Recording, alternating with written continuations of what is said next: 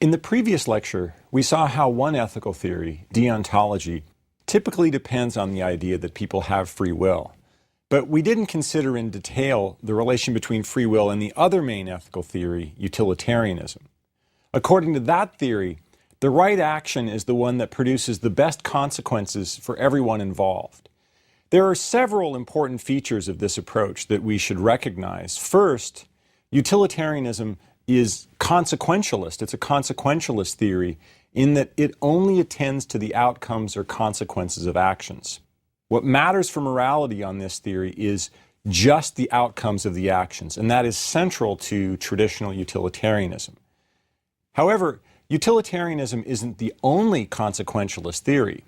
Another consequentialist theory is egoism. According to that view, the right action is the one that produces the best consequences for the person making the decision. So, egoism and utilitarianism are very different ethical theories. One says the morally right thing to do is to look out for number one, do whatever will be best for me. The other says that the morally right thing to do is to look out for everyone, do whatever is best for everyone. But what they share is the idea that what matters are the consequences, that it's the consequences of an action that make an action right or wrong.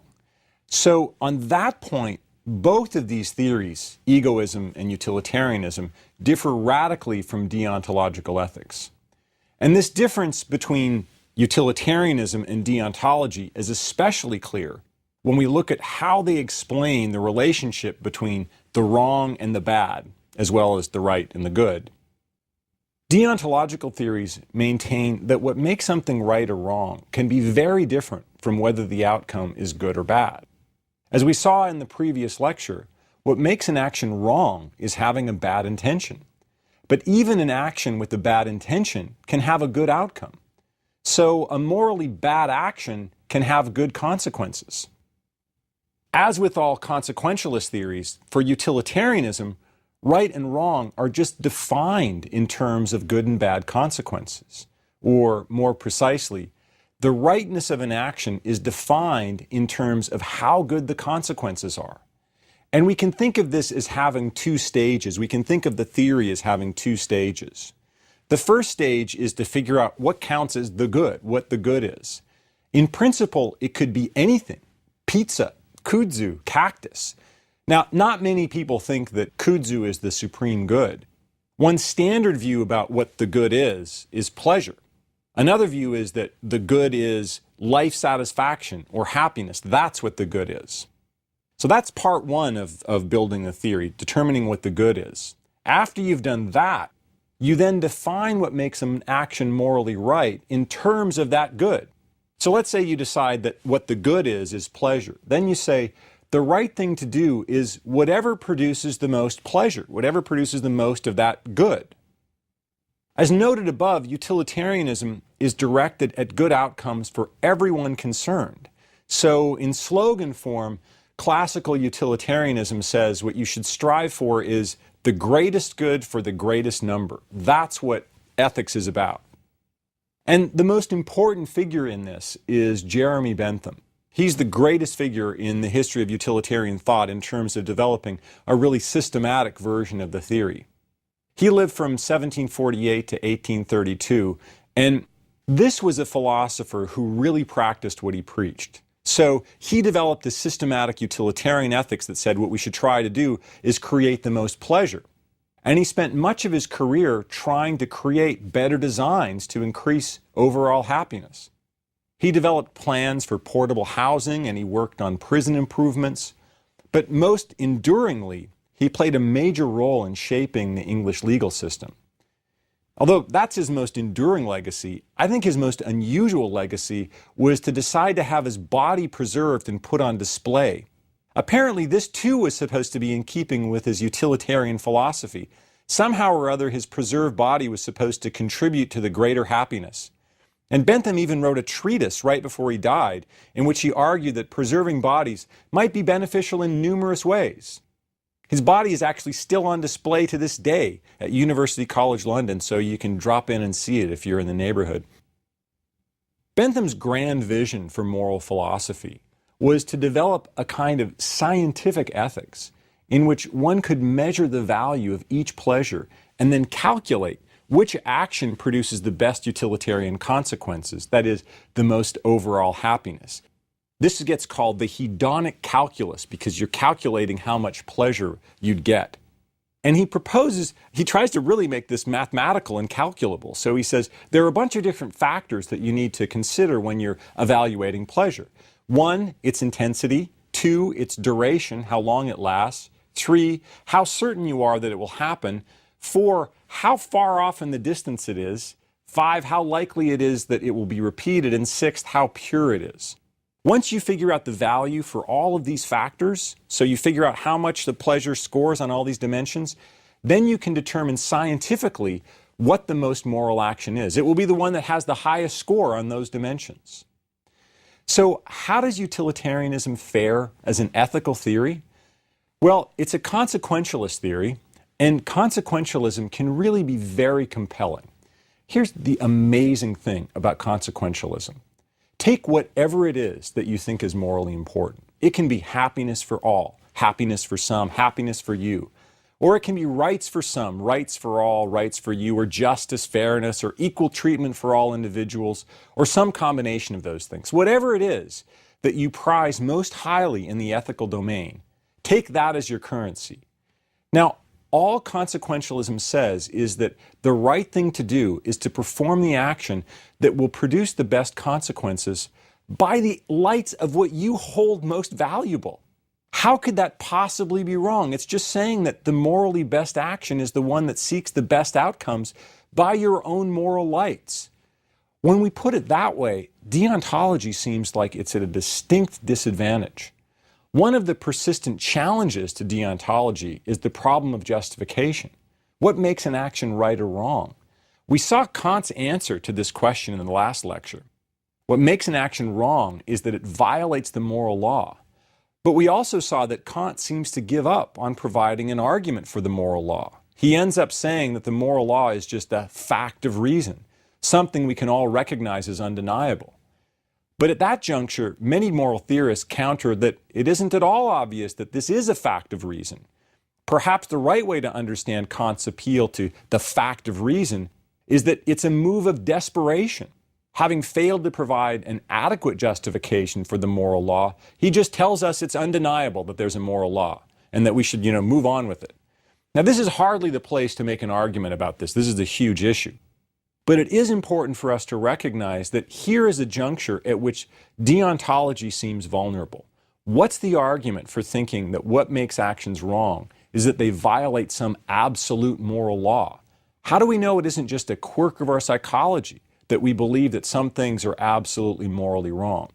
And here, the consequentialist is on firm ground, it seems, because if you ask the consequentialist what makes an action wrong, he just says it produces a bad outcome. And whatever you think counts as a bad outcome, consequentialism can say, fine, an action is wrong if it produces outcomes like those. Now, as noted earlier, the most prevalent consequentialist theory is utilitarianism. And in the case of classical utilitarianism, we get another apparent advantage, a common currency for moral thought. According to classical utilitarianism, what matters is producing the most overall happiness. So you won't end up with truly deep moral dilemmas. By contrast, in other traditions like deontology, we do end up with moral dilemmas. There's the famous example from Sartre of a dilemma in which a French student needs to decide whether to join the resistance movement that opposes the Nazis or stay home with his ailing mother who needs him. Both demands are deep moral demands. Ideally, the student would like to do both, and there are moral reasons to do both. And so he's stuck in a serious dilemma. Should he abandon his mother to fight with the resistance, or should he neglect his responsibilities to country so that he can save his mother? Moral considerations seem to tug in both directions. But utilitarianism gives us a way out of this because it provides a single currency for making moral decisions.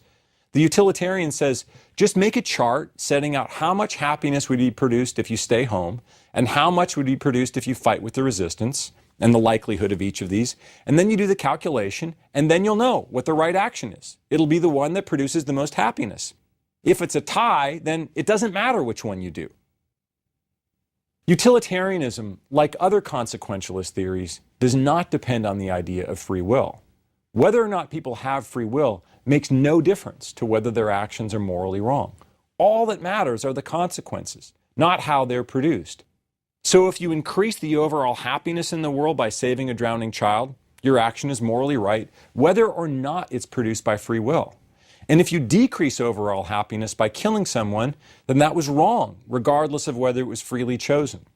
And this is because, again, all that matters for consequentialists and utilitarians, whether an action is morally right or wrong, are the outcomes. So the worry that we had at the end of the last lecture, that if we lack free will, morality is under threat, doesn't apply at all to utilitarianism.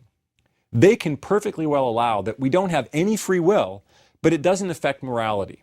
It doesn't affect morality at all, because all that matters for morality are whether the outcomes are good or bad, not how they were produced. Now, before we get too relieved, we need to consider some of the main objections to utilitarianism. And the first objection arises from our practices of praise and blame. These are obviously an important part of our ethical lives. And as we saw in the last lecture, Kant has a relatively straightforward story. He says, we blame people when their actions are morally wrong, and what makes an action morally wrong is that it comes from a freely chosen bad intention. So we blame people for their actions if they come from a bad intention. According to utilitarianism, an act is wrong only insofar as it has bad consequences. But let's consider the implications this has for when we should blame people. Consider the following case. Mary is hiking on a mountain and spots a climber who needs help. She decides to put herself at risk in order to do the right thing, help the climber up from the ledge. But as she's stepping out to reach him, she inadvertently sends a rock over the edge, knocking him off the mountain. In that case, Mary produced a bad consequence, despite her good intention. Kant would say Mary's action was morally right. She was trying to do the right thing. It's sad that there was this bad outcome, but she shouldn't be blamed. By contrast, the utilitarian seems compelled to say, morality doesn't care about Mary's intention. All that matters is that her action diminished overall happiness, so her action was morally wrong. From this, it seems to follow that the utilitarian should heap blame on Mary. Her action was morally wrong, so it seems like we should blame her for it. But this seems to be a problem for utilitarianism, since normally we would think it was really inappropriate to blame poor Mary. If we consider the other direction, the situation is even worse. Imagine that Joan is bow hunting, and she sees a climber struggling up the mountain in need of help. But Joan's a psychopath, and she thinks it would be really fun to shoot the climber just to watch him fall. She takes careful aim, but she misses the climber, and the arrow provides a handhold which enables the climber to pull himself to safety. In that case, the Kantian says, Joan's action was appallingly immoral, even though it happened to have a good outcome. She freely chose to act on a malicious intention. By contrast, the utilitarian, again, is forced to say, who cares about her intention? Good outcome means morally good action. But now it seems like the utilitarian has to praise Joan. According to them, what she did was morally good, so apparently we should just pat her on the back and say, well done. But that just seems completely beyond the pale for most of us. The utilitarians have a very clever response to this objection, though. They say, you're right that praise and blame are not based on the outcomes themselves. That is, they would say, Mary shouldn't be blamed for causing the climber's death. Joan shouldn't be praised for enabling the climber's escape. But they say the right way to think about praise and blame is in terms of the consequences that would be produced in the future by praising and blaming. So we praise and blame people if we think that this will produce good consequences in the future. Good intentions are usually associated with good outcomes, so we should praise Mary for having her good intention. That was the kind of intention that would typically lead to an increase in overall happiness. Utilitarians want to encourage those intentions, and so we praise Mary even though her action was in fact morally wrong because it produced a bad outcome. Similarly, bad intentions of the sort we saw in Joan tend to be associated with bad outcomes. Her intention was the sort of thing that was likely to diminish overall happiness, so they would say, we want to discourage people from acting on those intentions, and so we should blame Joan even though her action was in fact morally right. The upshot of all this is that utilitarianism just rejects the idea that praise and blame are connected to the moral quality of the act. That isn't the point at all, they say. Instead, praise and blame should be directed at how they will improve things in the future. There's a more fundamental problem, though, with utilitarianism. Utilitarians say that the right action is whatever produces the best consequences. Sometimes the act that produces the best overall consequences will involve doing something that's intuitively really disturbing. As a result, the theory licenses actions that we tend to think are clearly immoral. One famous example involves a sheriff who can prevent, this is a thought experiment, who can prevent a dangerous riot if he frames an innocent man. There's been some terrible crime in the community and the town is bloodthirsty for justice. The sheriff knows that unless he can convict and execute someone, there'll be a riot and many innocent people will be hurt and killed. But he knows that there's a hermit on the edge of town that no one cares about. And he knows that as a matter of fact, this guy is innocent. But he also knows that if he frames him, everyone will believe that the hermit is guilty, and the mob will be appeased, the riot will be averted. Utilitarianism says if framing the hermit produces the most happiness or prevents the most unhappiness, then that action is morally permissible. Indeed, that action is morally required, that is morally the right thing to do. If the sheriff is going to act in the morally best way, he has to do this particular action. He has to frame the innocent man. And that really seems like a deeply disturbing outcome. Many people think that this is really something that we need to resist, the idea that we could frame innocent people. The deontologist, of course, has a ready answer here. He says, it's just wrong to frame an innocent person, and you know this without doing any fancy calculations over whether it produces the most happiness. Let's consider one other well-known example. Imagine that there are 5 people in a certain hospital, each in urgent need of a different organ. As it happens, there's one healthy patient who's in for a checkup, and he's a perfect match for all 5 of the needy patients. The doctor could harvest the organs from this healthy person, killing him, but thereby save the 5 other people. So you'd get better consequences, 5 lives saved versus 1 lost. And that means, according to the consequentialist, the utilitarian, that the morally right action is to harvest the organs. But most of us find that just appalling. So there have even been studies on this kind of case, and everybody thinks that you can't harvest innocent people's organs to save more people. And again, deontology has a ready explanation. You can't treat a person like a commodity. It's wrong to steal somebody's organs, even if it means you'll save more people. And all of this goes to suggest that utilitarianism runs against a deep part of our moral sensibility. That doesn't necessarily mean that it's wrong. It's possible that our natural moral reactions are misguided, and maybe we'll ultimately decide that the right thing to do is to discard our ordinary moral views. But at this point, our abhorrence at these kinds of cases should certainly give us pause before we conclude that we should start framing innocent hermits and harvesting organs from healthy people. A related objection to utilitarianism comes from the heart of deontology. Deontology says that we should act according to our duties. And among these duties are the duty not to hurt the innocent, the duty not to lie, not to break our promises. It's just wrong to do those things. Utilitarians often try to ridicule this by saying things like, well, what if you could save 1 million lives by lying? What then, huh? Well, at that point, the determinist is the deontologist is hard-pressed to say, you should stick to your duty not to lie at the cost of 1 million lives. In these kinds of cases, deontologists typically want to say, well, okay, your duty can be overridden if it's catastrophic like this. And this suggests that deontologists need to give the consequentialist some kind of role. Consequences matter somewhat. But consider the flip side that the deontologist can push against the utilitarian. Utilitarianism seems to give no weight at all to our duties. All that matters for them is getting the best consequences. So if you know that breaking a promise will produce the tiniest bit more happiness than keeping the promise, utilitarianism says, well, that means the right thing to do is break the promise. If you know that if you lie right now, it will produce a tiny bit more happiness in the world than if you don't lie, the utilitarian says, oh, that settles it. The morally right course of action is to lie.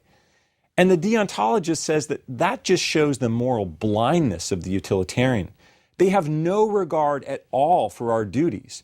But surely there's something inherently bad about lying, so that it would be morally warped if a person lied whenever it would produce the slightest overall benefit.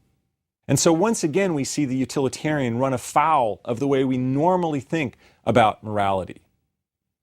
I've recounted these objections because I think it's important to acknowledge the drawbacks when we're trying to evaluate the impact of the free will debate on normative ethics, on questions about the right thing to do.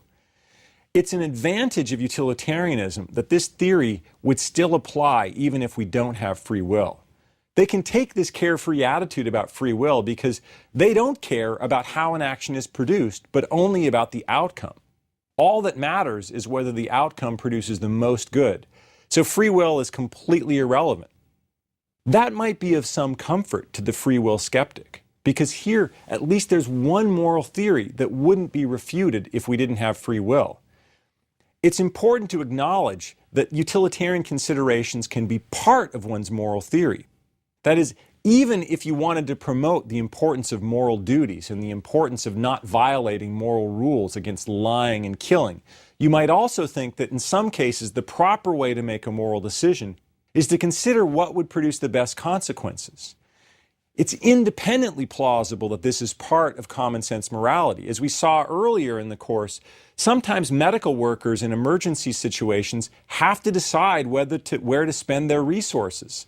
Decisions are made on the basis of how to save the most lives, even if that means accepting that some of the victims will have to be passed over in the interests of the greater good. People certainly regard this as morally permissible, and maybe even as the morally right thing to do. So in some circumstances, it does seem appropriate to include utilitarian considerations in making our moral decisions. But utilitarianism is supposed to be a complete global moral theory. It's supposed to be the only moral theory you'll ever need. And that's where it runs into trouble, because much of what we think about morality seems to either be neglected or positively trampled on by utilitarianism. So it would be reassuring if it turned out that there were other elements of ethics that we could keep even if we don't have free will. So what are some of the options here? One option for the free will skeptic would be to deny that ought implies can. Remember, this is the principle that we talked about at the end of the last lecture. Kant seemed to show that if determinism is true, then it's always false that we ought to have behaved morally. Because if determinism is true, then we can't have done anything different. This observation depends on the assumption that if John can't tell the truth, then it's false to say that he ought to tell the truth. But what if we rejected that assumption? Then everything would be fine, you could say. Then we would be able to say that a person ought to have behaved morally, even though it was impossible for them to do so. Then we could go back to blaming them, even if determinism is true. Basically, we could keep everything about deontological ethics. We could say that people have duties not to lie, steal, or cheat. If they do any of those things, we could say they're morally blameworthy because they shouldn't have done it. They shouldn't have lied, even though they were determined to do it. Now, even though this is a possible move, many free will skeptics worry that it's basically cheating, that we'd have to seriously deceive ourselves to say that a person ought to do something that he can't possibly do, or to say that someone should be blamed for an action that they couldn't possibly have done any different. That seems really harsh. So free will skeptics have largely directed their attention to whether there are other ethical notions that aren't utilitarian, apart from praise and blame, that we could still keep even if it turns out that we don't have free will. Now, one of those comes from a third kind of theory that I haven't mentioned yet. In addition to deontology and consequentialism, virtue ethics has emerged as an important new approach. Well, it's an old approach, but it's reemerged as an important approach to normative ethics. Here, you emphasize the personal virtues like honesty, courage, and benevolence.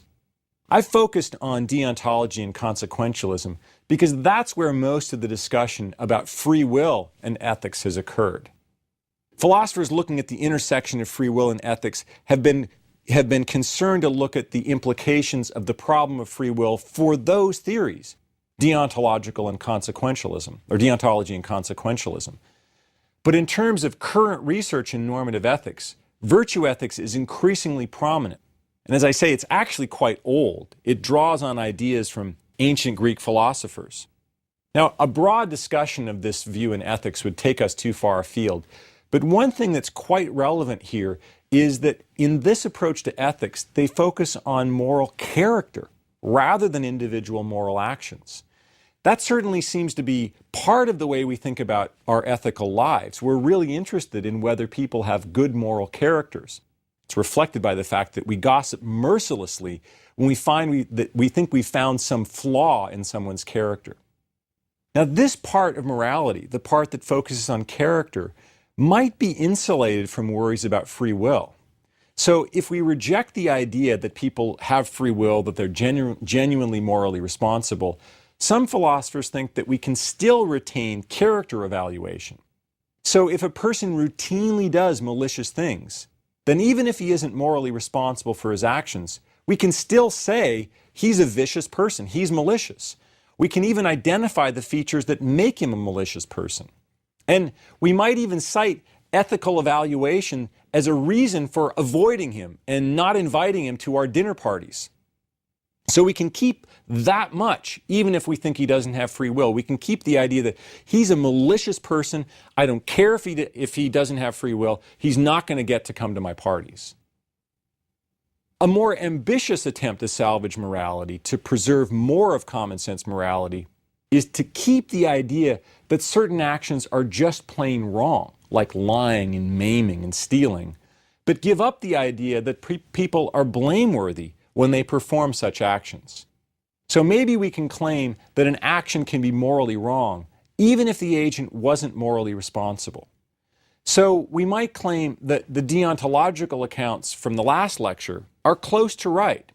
They describe actions that are intrinsically immoral. But even so, we could say, the agents who carried out such immoral actions aren't morally responsible.